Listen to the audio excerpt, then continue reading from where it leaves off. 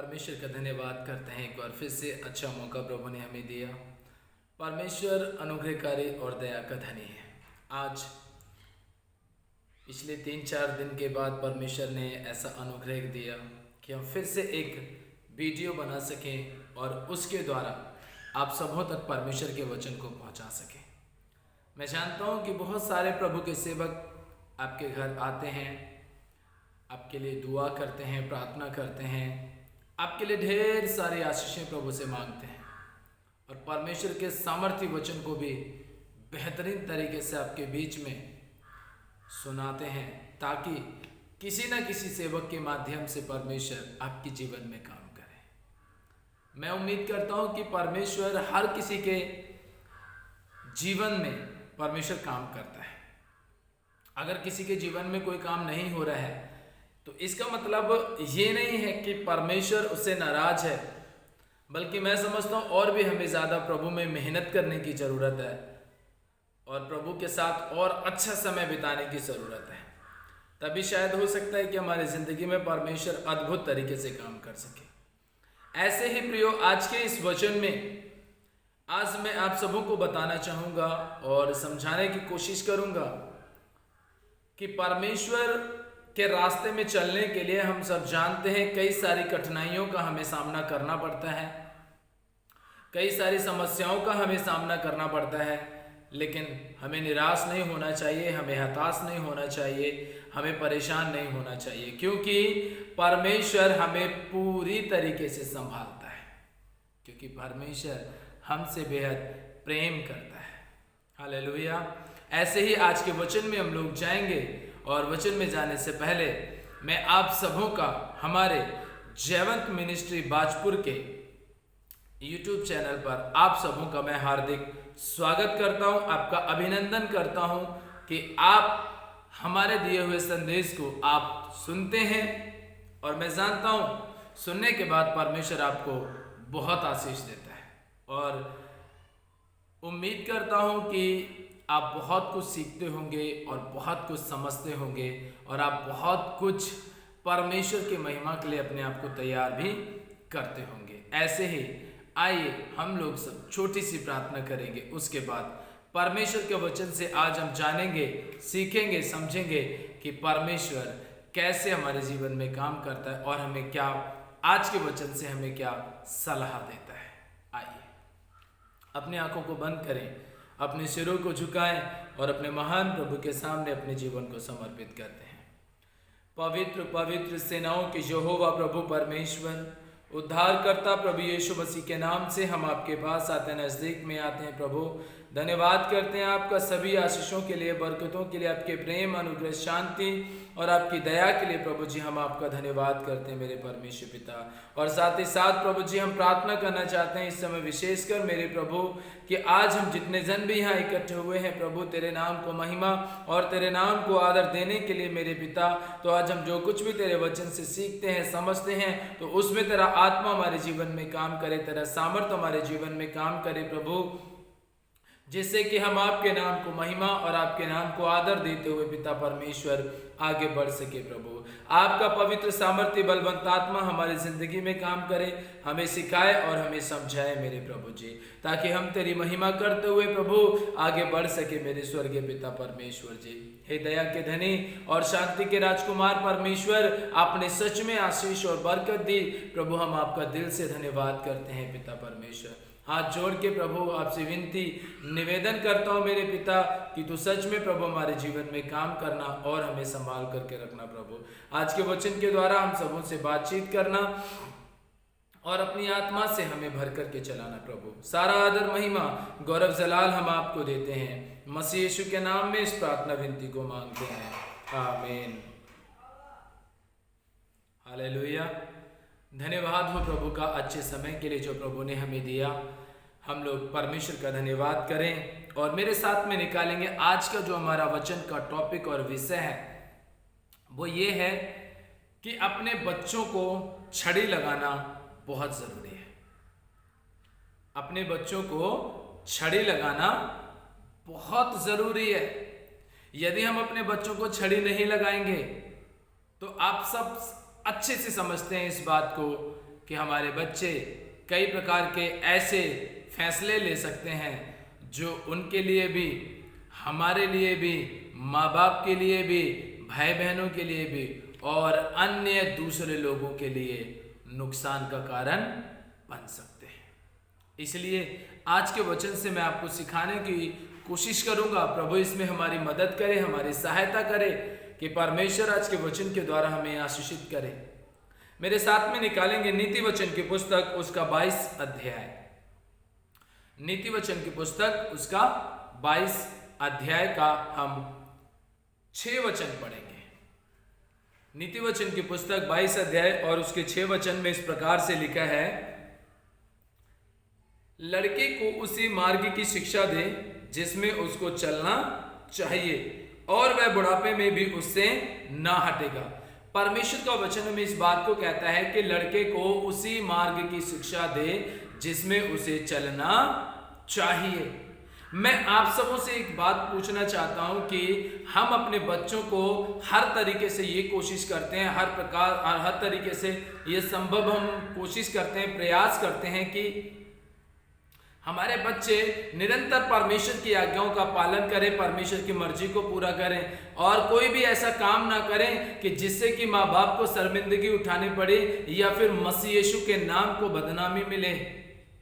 हम में से कोई भी माँ बाप ऐसा बिल्कुल भी नहीं चाहेगा। लेकिन आज हम इस बात को जानें और समझें कि अगर हम फिर भी हमारी कोशिश होने के बावजूद भी हमारे बच्चे अगर गलत रास्ते पे जा रहे हैं या गलत कदम उठाते हैं तो इसका मतलब ये नहीं है कि आपने गलती की है। आपने परमेश्वर के वचन की सही शिक्षा उनको दी है। और यदि अगर आपको लगता है कि हमारे बच्चे में कोई गलती है, हमारा बच्चा किसी भी प्रकार की कोई गलती कर रहा है, तो इसका मतलब ये नहीं है कि आप लाड़ प्यार के चक्कर में आप उसे अपना स्नेह दिखाएं, अपना प्रेम उसे दिखाएं और उसे आप कह रहे चलो कोई बात नहीं है, बच्चा है, कोई नहीं, बड़ा होके समझ जाएगा। अरे अभी तो मासूम सा है, अभी बच्चा है, धीरे धीरे बड़ा होएगा तो धीरे धीरे समझ जाएगा। यदि अगर उसी मासूम बच्चे को आप परमेश्वर के वचन की सही शिक्षा दे दें तो शायद जवानी में भी वो उससे हटेगा नहीं। आज क्यों जगह जगह बड़े बड़े चर्चेस में, बड़े बड़े चर्च में, गृह कलीसियाओं में जो सेवक अपने घरों में प्रार्थनाएं करते हैं या किसी के घर में संगति चलाते हैं, किसी के घर में रह कर के वर्शिप करते हैं, तो वहां पर वो क्यों कोशिश करते हैं कि संडे स्कूल स्टार्ट किया जाए। संडे स्कूल स्टार्ट इसीलिए किया जाता है ताकि आपके बच्चों को वचन की शिक्षा अभी से मिले, ताकि वो अपनी जवानी के दिनों में अपनी जवानी की बुरी अभिलाषाओं से भाग सकें, वो नशों से भाग सकें, वो बुरे कामों से भाग सकें, वो तमाम प्रकार के अंधकार की शक्तियों से दूर भाग सकें और आपको पूरी तरीके से वो आजाद कर सकें और ये बात कह सकें कि हाँ मम्मी पापा आपको टेंशन लेने की जरूरत नहीं है, हम मसीह यीशु में सही तरीके से बने हुए हैं। यदि आप हमारी चिंता करना चाहते हैं तो हमें और भी ज्यादा प्रभु में मजबूत करने की चिंता कीजिए। कितना अच्छा वो समय होगा जब हमारे बच्चे ये बात हमसे कहेंगे कि हम किसी और दूसरी चीजों में भागना नहीं चाहते, हम सिर्फ परमेश्वर के वचन में भागना चाहते हैं। आज जब हम अपने बच्चों को बचपन से लेकर के जवानी तक जब सही शिक्षा नहीं देते हैं और जवानी में हमारे बच्चे किसी भी प्रकार का कोई गलत कदम उठा लेते हैं या किसी भी प्रकार का कोई ऐसा काम कर देते हैं जिससे कि हमारी बदनामी होती है या फिर किसी भी प्रकार के वो गाली गलौज करते हैं या नशे करते हैं या मारपीट करते हैं, लड़ाई झगड़े करते हैं, इधर उधर गंदी नजरों से ताकते हैं, इधर उधर गलत काम करते रहते हैं, तो उस समय पर आप उनको क्यों कहते हो कि बेटा तुम गलत कर रहे हो। अगर आप प्रभु में हैं तो आपका यह पहला फर्ज बनता है कि आप उसको बचपन से ही अपने बच्चे को बाइबल की शिक्षा दें। उसे बताइए कि पाप करना क्या होता है, उसे बताइए कि झूठ बोलने की सजा क्या होती है, उसे बताइए आप कि मसीह से दूर होने का कितना भयानक दंड मिल सकता है। अभी से बचपन से ही आप उसके अंदर मसीह के वचन को इस तरीके से कूट कूट करके भर दीजिए कि जब वो जवानी के दिनों में आए तो वो वचन उसे उस रास्ते पे जाने से रोक ले जिस रास्ते पे चल के उसका विनाश होने वाला है या उसका नुकसान होने वाला है। प्रियो, परमेश्वर का वचन हमें इस बात को पूरी तरीके से सिखाता है, समझाता है, हमें बताता है कि हम अपने बच्चों को अभी से सही शिक्षा दें, क्योंकि लिखा है लड़के को उसी मार्ग की शिक्षा दे जिसमें उसे चलना चाहिए, जिसमें आप उसे चलाना चाहते हैं और चला करके उसमें भलाई उसकी होने वाली है, आप वही शिक्षा दीजिए। मैं आपसे ये नहीं कह रहा हूं कि आप अपने सभी बच्चों को पास्टर बना दीजिए, नहीं। अगर आप अपने बच्चों को डॉक्टर बनाना चाहते हैं, आप अपने बच्चे को इंजीनियर बनाना चाहते हैं, आप अपने बच्चे को आईएएस ऑफिसर बनाना चाहते हैं, आप उसे एसआई बनाना चाहते हैं, आप उसे वकील बनाना चाहते हैं, आप बहुत बड़े बड़े लेवल, मतलब बहुत बड़े बड़े ऊंचे ऊंचे पोस्ट पे आप अपने बच्चों को पहुंचाना चाहते हैं, बिल्कुल पहुंचाइए, क्योंकि परमेश्वर ने आपको आशीष दी और ये आपका हक, आपका अधिकार है कि आप हर तरीके के अपने बड़े बड़े फैसले लेकर के बड़े बड़े अधिकार पद पर बैठ करके आप अधिकार कर सकें। ये परमेश्वर का अधिकार हमें दिया हुआ है। हमें परमेश्वर ने आशीष दी है इस बात की कि फूलो फलो।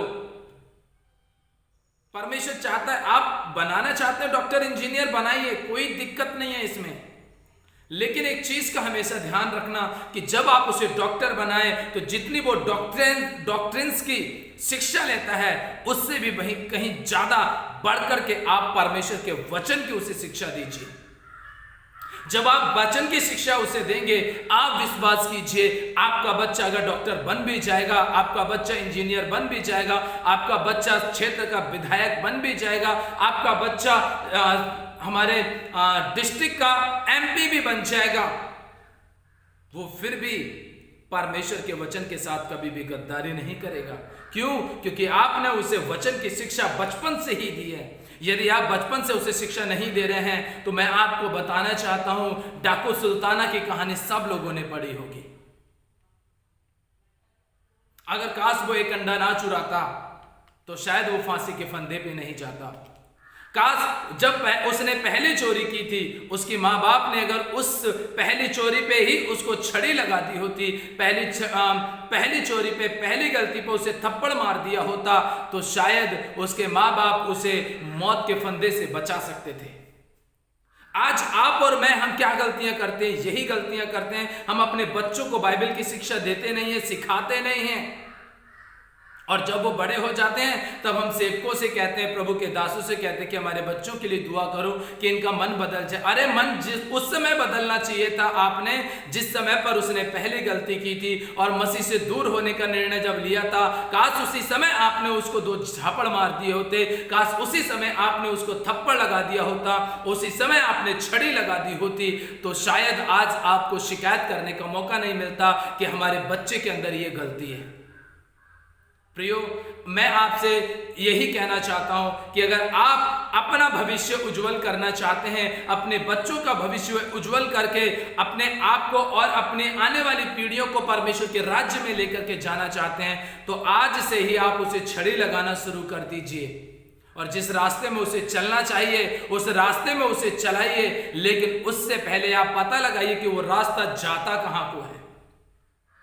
अगर आपको लगता है कि वो रास्ता उसकी कामयाबी की तरफ जा रहा है तो उसकी कामयाबी की तरफ रास्ते पे चलने के लिए आप पूरी तरीके से उसकी मदद कीजिए, लेकिन आप परमेश्वर के वचन से उसके एक एक कदम को आशीषित कीजिए, उसके एक एक स्टेप को आप परमेश्वर के वचन से आशीषित कीजिए। एक एक वचन समय समय पर उसकी जिंदगी में बोलते जाइए और कहते जाइए कि आगे बढ़, परमेश्वर तेरे साथ है, तू आगे बढ़, परमेश्वर तेरे साथ है, तू आगे बढ़, परमेश्वर तेरे साथ है। जब आप बार बार यही बात बोलते जाएंगे, उसके दिमाग के अंदर, उसकी देखने की आंखों में, कानों में, शरीर की एक एक इंद्रियों में परमेश्वर का यही वचन बस जाएगा पूरी तरीके से कि तू आगे बढ़, तेरा परमेश्वर तेरे साथ है। और जिस समय पर आपका बच्चा अगर कहीं पर डगमगाएगा और कहीं पर गिरने की कोशिश भी करेगा, मैं आपको बताना चाहता हूं, परमेश्वर ने यहोशू से कहा था कि जिस स्थान पे तू पैर रखेगा वो सब मैं तुझे दे दूंगा, और जहां आपका बच्चा डगमगाने की कोशिश करेगा वहीं पर मेरा परमेश्वर आपके बच्चे का हाथ पकड़ करके संभाल लेगा, स्थिर कर देगा और आपकी जिंदगी में काम कर देगा। हालेलुया। परमेश्वर सच में हमारे बीच में मौजूद है प्रियो, उसका अभिषेक हमारे बीच में, उसकी उपस्थिति हमारे बीच में है। डरिए परमेश्वर से, भय मानिए परमेश्वर का, चलिए उसके साथ में। प्रिय, धोखा मत दीजिए अपने आप को और अपने बच्चों को। चलाइए उसे परमेश्वर के रास्ते में, लगाइए उसे छड़ी। आप छड़ी लगाने से उसे मारेंगे नहीं, बल्कि आप उसकी जिंदगी को क्या कर लेंगे, पूरी तरीके से बचा लेंगे। इसी का 23 अध्याय का 13 वचन में लिखा है, लड़के की ताड़ना ना छोड़ना, क्योंकि यदि तू उसको छड़ी से मारे तो वह ना मरेगा, तो उसको छड़ी से मारकर उसका प्राण अधोलोक से बचाएगा। आज आपकी छड़ी, आपकी डांट, आपकी मार आपके बच्चे को नरक जाने से बचा सकती है, गलत काम करने से बचा सकती है। जवानी के दिनों में आपके बच्चे की गलतियां आपके बुढ़ापे के लिए नुकसान का कारण होने से आप उन्हें बचा सकते हैं। यदि अगर आज ही आपने इस बात का निर्णय ले लिया कि हाँ, मैं अपने बच्चे को छड़ी लगाऊंगा, उसे बचाऊंगा, ना मैं खुद नरक जाऊंगा, ना मैं अपने बच्चों को जाने दूंगा। छड़ी लगाइए प्रियो, आप छड़ी लगा करके उसे क्या करेंगे, क्या करेंगे, उसे आप नरक जाने से, गलत काम करने से आप बचा लेंगे और एक आत्मा को परमेश्वर के राज्य में लेकर के जाएंगे। इसीलिए प्रियो, जब बच्चे बड़े हो जाएं तो अपने अपने बच्चों के लिए ना सेवकों के साथ में शिकायत करना बंद कर दीजिए। अगर आप मसीह में हैं, बचपन से मसीह में हैं, तो आप अपने बच्चों के लिए आप शिकायत करना बंद कर दीजिए। क्यों? क्योंकि शिकायत करने का आपका हक अधिकार नहीं है। यदि आपने वचन की सही शिक्षा उन्हें दी होती, यदि वचन की सही शिक्षा देकर के आपने उनका पालन पोषण किया होता, तो आज आप शिकायत नहीं, बल्कि आज आप परमेश्वर के दासों से ये कहते रहते कि मेरा बच्चा परमेश्वर के भय में बढ़ रहा है, मेरा बच्चा परमेश्वर के राज्य के लिए तैयार हो रहा है। आप उसके लिए दुआ करें ताकि और भी ज्यादा हजारों आत्माओं को जीत सके। ये शब्द मैं बहुत कम सुनता हूं, लेकिन अक्सर ये सुनता हूं कि बच्चे गड़बड़ करते हैं, गालियां बकते हैं, हमारा कहना नहीं मानते, हमारी डांट को नहीं सुनते, हम कुछ बोलते हैं वो काम नहीं करते, जिस रास्ते पे चलने के लिए हम उन्हें मना करते हैं वो उसी पे चलते हैं। अरे क्यों चलते हैं? क्या आपने कभी सोचा? क्या क्या किया है आपने अपनी जिंदगी में? जब आप खुद बैठ करके, अब वहां पर बैठ करके आप पूरी तरीके से, जब आप खुद बीड़ी पिएंगे तो आपका बच्चा नहीं देख रहा है। जब आप बैठ के शराब पिएंगे तो आपका बच्चा नहीं देख रहा है। जब आप बैठ करके तंबाकू खाएंगे आपका बच्चा नहीं देख रहा है। जब आप घर में गालियां बकेंगे तो आपके बच्चे नहीं देख रहे हैं। जब आप तमाम प्रकार के बुरे बुरे काम करेंगे आपका बच्चा नहीं देख रहा है। पहला स्कूल घर से स्टार्ट होता है। जो आपने किया है वो आपके बच्चे जरूर करेंगे। यदि आपने परमेश्वर का भय माना होता तो आपके बच्चे भी आज परमेश्वर का भय मानते। यदि आपने परमेश्वर की आज्ञाओं का पालन किया होता तो आपके बच्चे भी आज्ञाओं का पालन करते।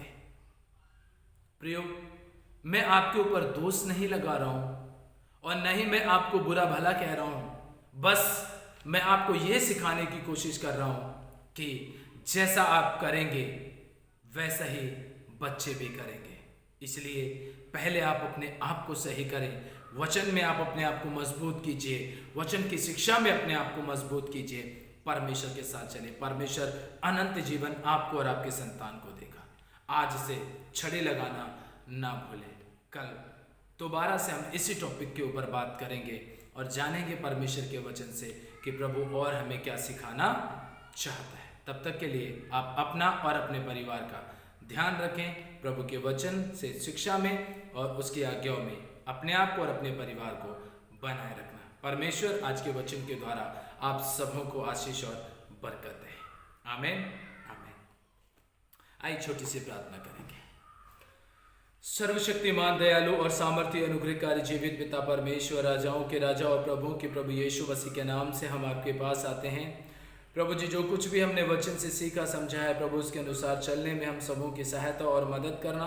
आज से प्रभु जी हमारे लोगों को पिता परमेश्वर खुदाबंद अपनी महिमा के लिए इस्तेमाल करना, अपने राज्य की उन्नति के लिए इस्तेमाल करना, अपना वचन इनकी ज़िंदगी में अद्भुत तरीके से बनने के लिए अनुग्रह प्रदान करना।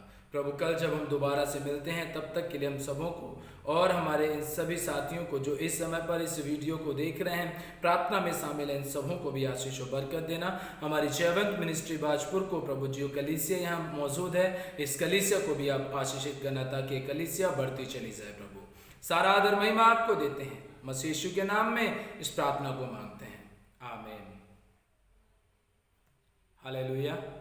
परमेश्वर बहुत महान है प्रियो, उसका भय मानना शुरू कीजिए, आज्ञाओं का पालन कीजिए और अपने आप को और अपने परिवार को तमाम प्रकार की बुराइयों से और अंधकार की शक्तियों से बचाइए। तब तक के लिए परमेश्वर आप सबों को आशीष दे। और लास्ट में जाते हुए हमारे जयवंत मिनिस्ट्री बाजपुर के यूट्यूब चैनल को आप लाइक करें, शेयर करें और बेल आइकॉन के बटन को दबाएं, कमेंट करें और अपने प्रार्थना निवेदन कमेंट बॉक्स में आप हमें भेज सकते हैं और हमारे चैनल को सब्सक्राइब करें। तब तक के लिए परमेश्वर आप सबों को आशीष दें। सभी को प्यार भरे शब्दों में दिल से जय मसीह की।